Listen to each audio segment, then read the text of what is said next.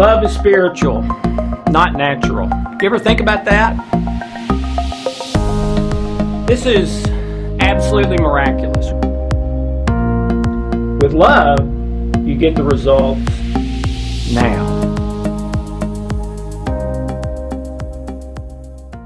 Hi, I'm Dr. Alex Loyd, and welcome to Deep Water. We are discussing and have been discussing for months now deep issues, meaningful issues, issues that there's lots of disagreement and debate about, controversial issues, things like that. And this is in no way, shape, form, or fashion to say I've got the answers and people should do what I say. Oh my goodness, no. I'm sure I'm wrong about many things.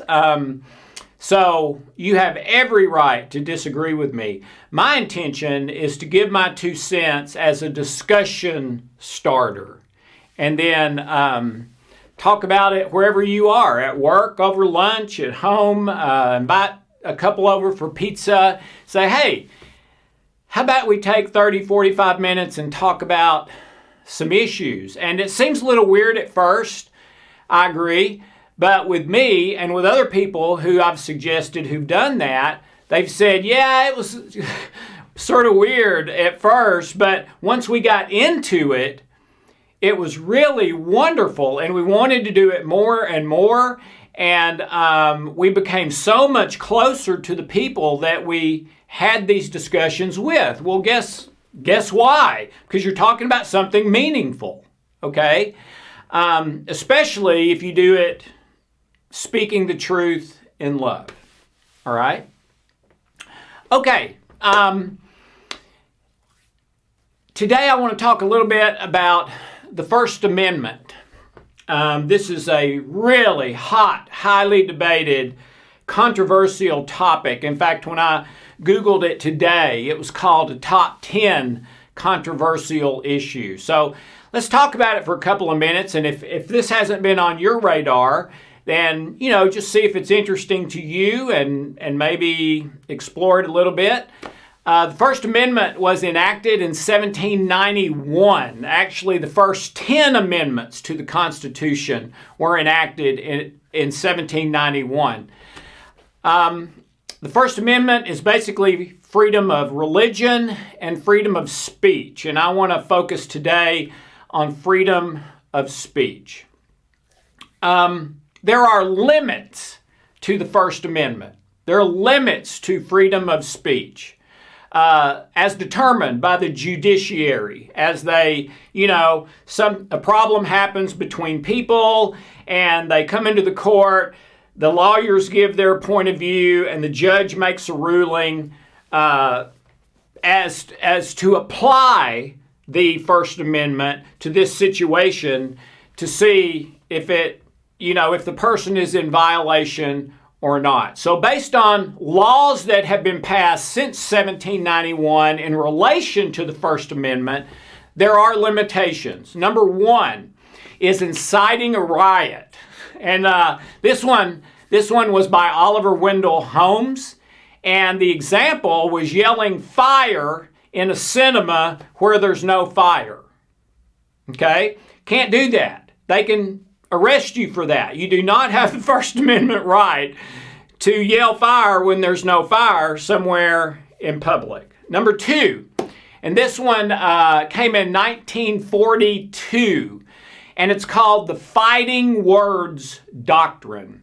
And in this limitation, it states that offensive, derisive, or annoying words spoken to someone else in public violate the First Amendment. And one of those that struck me pretty strongly was annoying. How many times have I heard somebody do something annoying to me in public? All right? Well, technically, that's against the law. Now, that's a very, very subjective thing. You don't see many people in jail for being annoying. All right. Number 3, and this one was in 1957. obscenity. And this is the most highly debated of all of them. All right? And the way they determined, the courts, what was obscene in 1957 was something that is utterly without any redeeming social value. Utterly without any redeeming social value. And when they were pressed to define that, okay, well, what are you talking about as something that would be without any redeeming social value? You're not going to believe this.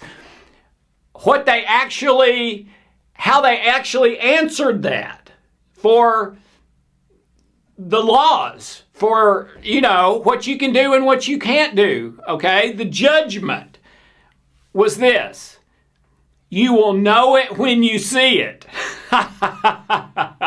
Isn't that great? Okay? They can take you to jail for something that you'll know it when you see it.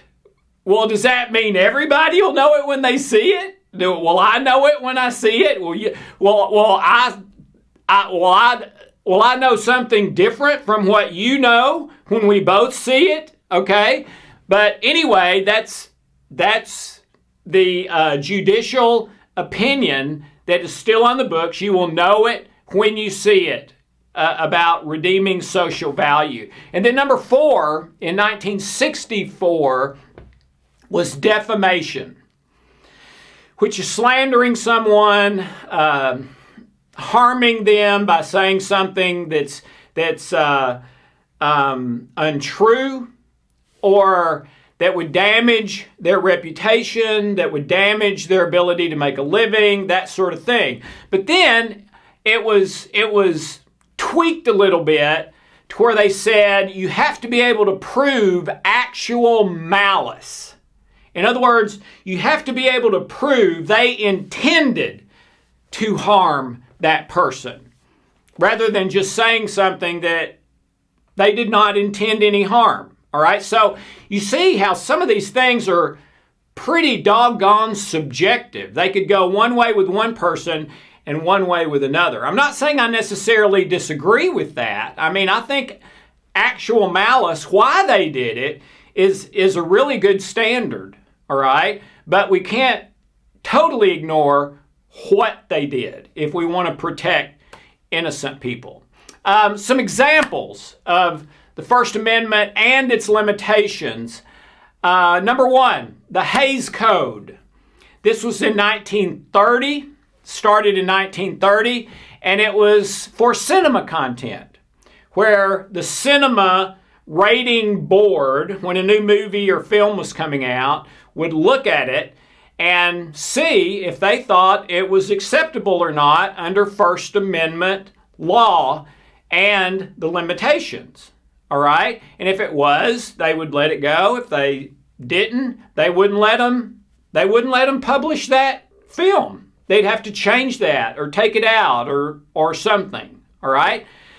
The current rating system for films started in 1998. The PG, R, X, that's started in 1968, still holds true today. Number 2, in 1985, the Parent and Music Resource Center. And the result of this was parents who were concerned about their young children listening to hard rock primarily, about doing drugs and suicide and killing people and violence and stuff like that. And the result of it is that music that came out with those kind of lyrics had to have warning labels on it to let people know. The third one, the FCC, Federal Communication Commission, which levies fines and penalties for violation of the First Amendment based on the limitations, but based on the research I've done, the FCC and those fines and limitations are very often wildly subjective. And one person will be fined and penalized for something that another person is not fined and penalized for, and vice versa, which can cause problems. All right? The two major views today about First Amendment, the debate, the disagreement, the controversy. Here it is, all right? Number one is if something is controversial, offensive, and hateful. If someone says something, publishes something, does a video, whatever it is, if it is controversial, offensive, and hateful, then we are supposed to look at that and handle it with debate, study, research, and finally, people of goodwill acting with other people of goodwill, even though they have differing opinions, coming to a resolution peacefully about that controversial, offensive, or hateful speech, film, whatever it is. All right? That's the first view. The second view is cancel culture, which is so huge today. Cancel culture says that if someone says something that is controversial, offensive, or hateful, that either in person or online, they should be silenced and punished for that opinion, whatever it is that they expressed. And one of the biggest culprits of this right now are celebrities, athletes, people like that. And there is one huge group of people that believe that cancel culture is a violation of a person's First Amendment rights, that it's not legal, that you cannot say, I, Alex Loyd, will make the determination that what you just said is not okay, and I'm going to silence you and punish you, either in person or online. And we have seen tons of that in the last couple of years. I mean, that's probably the thing over the last couple of years with gender issues, Black Lives Matter, and politics that has just made me sick at my stomach is this cancel culture for free speech, all right? Whether it's a Make America Great Again hat, whether it's a free money and free services and free everything for everybody. I mean, whatever the polar of those opinions are, and there's a lot of issues where there are polar opposite opinions, and I believe polar opposite opinions by good people. All right? Happens all the time. All right?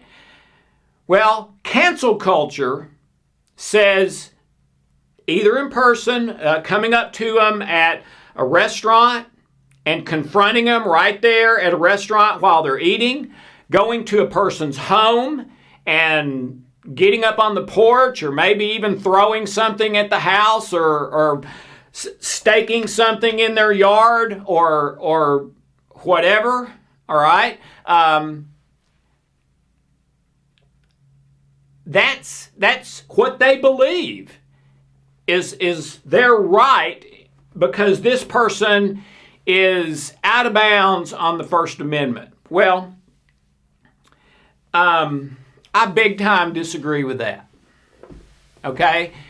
And celebrities, and many of them have spoken out about this, who have issued cancel culture statements, okay, about other people. And typically, what the celebrities have said is that, no, we're not trying to violate free speech. We're just trying to bring negative attention to what that person is doing to sort of just even the scales and cancel out a message this person is saying that is not true and they should not be saying it. Well, if you're God, okay, you can say that. But if you're not God, I don't know how you say that my opinion that I honestly, truly hold, you know, with in my heart, in my mind, I've thought about it, and this is what I honestly think is the truth about this, all right? Well, saying that you have the right to be judge, jury, and punish me for my opinion, oh my goodness. In my opinion, that is not what this country's founded on. I don't believe it typically works. It typically creates negative for both sides, okay? Where the first view that controversial, offensive, and hateful things should be met with debate, study, honest people of character and integrity coming together kindly as possible to try to come to a mutual resolution. Man, that is what's in the spirit of the Constitution and First Amendment as far as I'm concerned. All right? There may be an exception or two to that. Okay, there's some free speech things. I mean, I've seen some things people have stated about God, about people of other skin colors, gender. I mean, all that kind of stuff.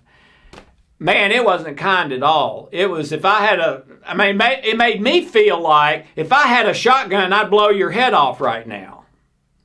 And that is not, in my opinion, consistent with the spirit of our founding fathers, with freedom, with American democracy, and with President John Kennedy's famous speech where he said, we all share so many things in common. We all are human. We all breathe the same air. We all want the best for our children. The point being, we should come together in debate, in study, in resolution as people acting in good faith, dealing with each other, and come to a resolution, not creating more and more and more anger, hatred, one person against another, one group of people against another. My job, I believe, is to love you no matter what. That's it. Okay, so I have a feeling that there's going to be a number of you who pretty significantly disagree with me on this, who are taking place in cancel culture and believe it's very much needed. Give us your feedback, all right?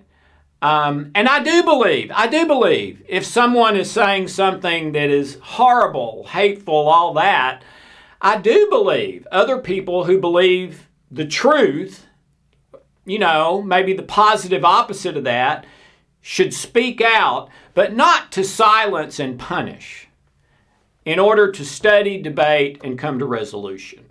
So think about it, and let's start talking, and let's see if we can help the United States of America, the planet, with one of the greatest ideas of all time as far as government is concerned. The wonderful First Amendment and right to free speech to every single American, regardless of their religion, their skin color, their gender, or their opinion. Have a wonderful, blessed day.